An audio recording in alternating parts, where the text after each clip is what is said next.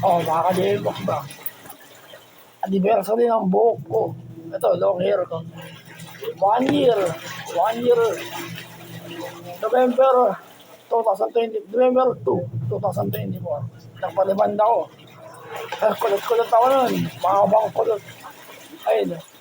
Mga 5 hours lang na ribbon. Ayun. Na ribbon. Okay. Update ng long hair ko. Anniversary.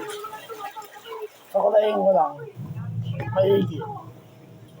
Ay, hindi siya kulot. Bali, nakukulot siya. Baka exercise ako. Wala, papawisan ng gusto eh. Gawa ko naman video. Ayun, diretso pa rin. Hindi siya kasi kulot yung dati. Ayun.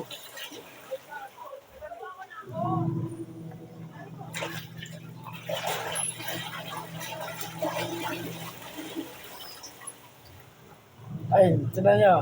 Pag sa kaliwang ulo ito, masakit pag sinukulay. Nandiyan yan mga tahi. Sa kanan may tahi na. May tahi siya pero hindi siya masakit. May konti lang. Nasa kaliwa na kayo, masakit. Kahit sa kaliwang bato ko dito. Masakit.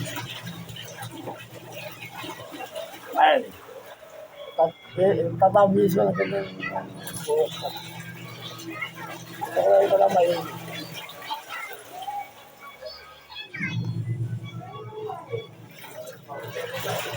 wala nga ba? Huwag ba yung video ko ito? Tanda ko ba yung taon? October 2022. Ito, nagpahaba ka. Ay, nahaba na. Bali, 1 year na. Ados, ayun. 2022, 23, 24, 25. Sila 4 years na yung buho ko pala. Naliman lang kaya gumanda. So, kulay mo lang may higit.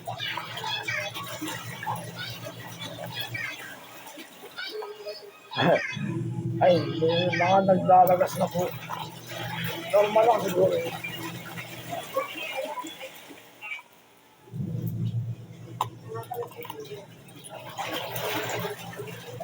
Ayun.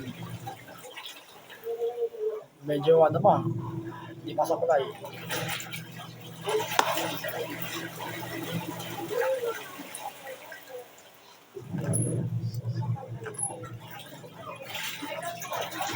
Wow.